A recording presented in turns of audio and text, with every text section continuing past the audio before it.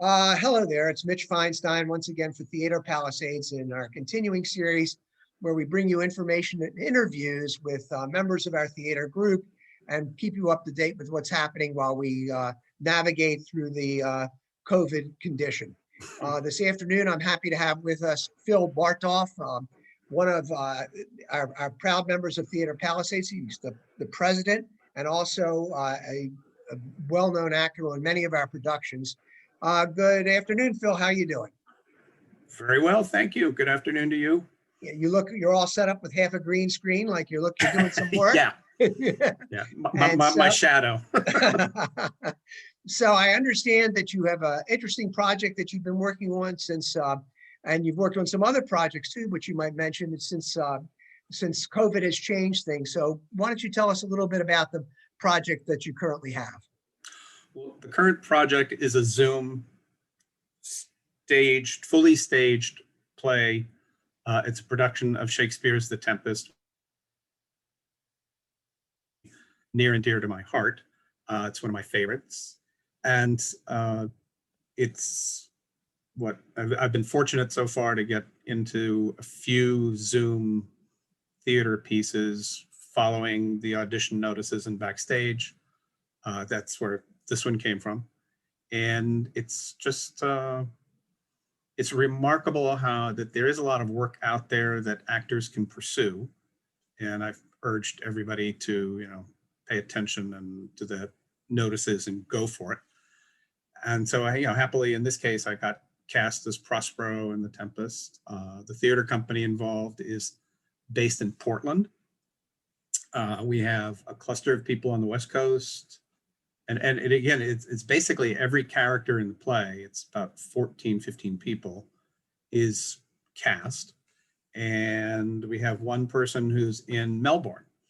And then a bunch of people on the East Coast. So it's really fun working with so many people at such distances, but we're all there within the confines of our laptop screen for however long is needed. And it's been remarkable. It's a great production. How different was the audition process for this and the other Zoom plays from the other things that you've been doing over the years? The Zoom auditions can range from, you get your 5 minutes in front of the project's casting people, and either you get the call back or you don't. And if you get the call back, then it's more work in front of the people who are going to make the decision, and they decide and you can get cast. So it's a live Zoom, not a tape submission? Correct. I've been more lucky with the live auditions than with self-tape. I'm in a project that's going on at the same time as Tempest, based on the Watchmen series of cartoons and everything. I play a dying, evil warlord kind of dude. And that one I sent in a self-tape, and the guy came back at me of playing another, Marvel. Well, it was playing Charles Xavier from the Wolverine Logan series. Oh my God. For an SC film deal. Oh. And so I sent that in, and the guy doing Watchmen saw it, liked it, came back. I auditioned live for him and I got cast. Good. So listen, you and I have discussed this in the past that, while Shakespeare is thought to be, from the 16th century and old, the themes that he's talking about very often reflect on today. Has anything in your rehearsals and restudying your role of Prospero and Tempest put you in touch with anything that kind of reflects on what's going on in today's world? Yeah, well, I've always said, scratch Shakespeare and you get current events. And this one of the principal themes of The Tempest is forgiveness and reconciliation. And certainly for the last 4 years, if not longer, the United States has been riven with divisiveness, anger and hostility. And certainly in the wake of what happened at the Capitol on the 6th, calls for somehow reconciling and forgiving and finding a way to move on. And curiously enough, the Tempest deals with a situation like that. The principal character, you see Prospero mainly in Act 1 and Act 5. He has small appearances in 3 and 4. And he relates in Act 1 in this immense exposition to his daughter, the facts of political life, that what happened to them, and it involved his brother going into an alliance with his worst enemy, the King of Naples, his being Prospero, to overthrow him and remove him as Duke of Milan, and his brother would succeed to that title.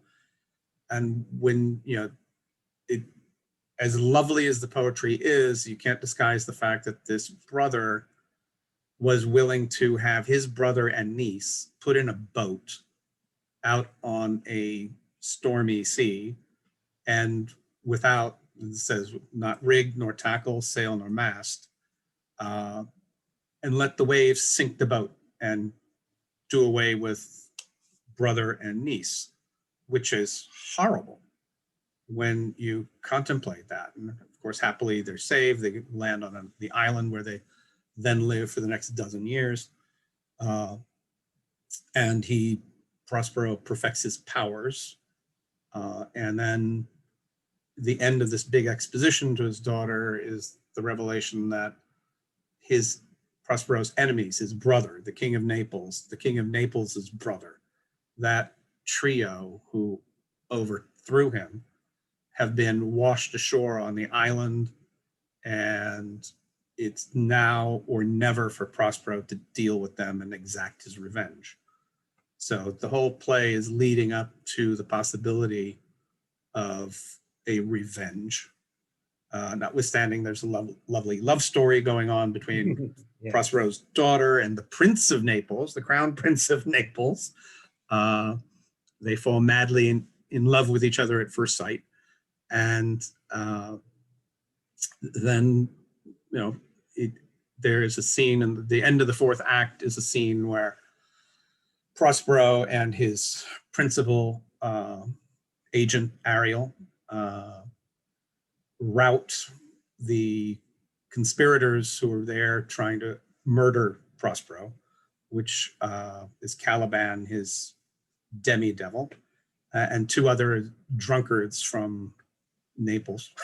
So, but the end of the play, or that act, is Prospero exhorting these sprites and otherworldly beings to go after them, grind their joints with dry convulsions, shorten up their sinews with aged cramps, let them be hunted soundly.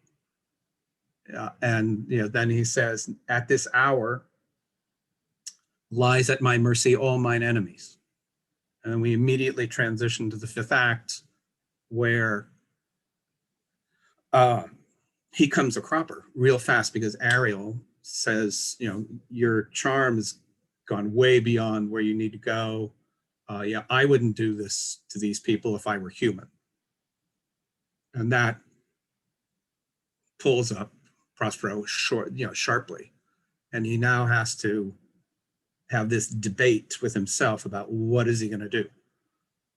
Do I exact my revenge, or do I find a way to forgive? And he chooses the latter. And there's this lovely, huge speech, Ye elves of hills, brooks, standing lakes and groves, where he wrestles with himself. And then immediately at the conclusion of that speech, in comes all of these, enemies, and he faces off with them one by one, including his brother. And it is a hugely emotional moment where he forgives the brother, but still gets in a little zinger. I forgive thee, unnatural though thou art. Well, yeah. Sound, But yeah, but the interesting thing is that, he Prospero is the aggrieved party. And he did bring a lot of this on himself because he was inattentive at the beginning as a ruler. But he is the aggrieved party, and he is the one who has to forgive. He leads the way for everybody else. The King of Naples apologizes and forgives. We don't hear anything from the brother, however. He's pretty much muted through the rest of the act, well, and doesn't say anything in response to the unnatural though thou art. And to say your name would infect my mouth. Well, that has a familiar ring. Well, Yes. I'm anxiously looking forward. When's this production open? We open February 25th and run that weekend, and then the following weekend, And the first it'll be weekend in online. March. So hopefully And it we'll will get be out Zoom some online, information. and it's free. Oh, well, hopefully we'll get some information about it. Yeah. But my response is based on your brilliant telling. I hope that we've seen the end of Act 4 in our country, and that we're coming into Act 5, and all of us, Your no lips matter to which- God's ear. no matter which side of the divide we live on, can look into our own hearts and ask for forgiveness for everyone. So I really, Exactly. really appreciate Yeah. bringing this up to us. And I think we're going to sign off now, folks. And Okay. until we meet again, take care All from right. Theater Palisades. Be well, Phil. Thanks a lot for joining Amen. us. Thanks Take so care. much. Okay, Okay. bye-bye.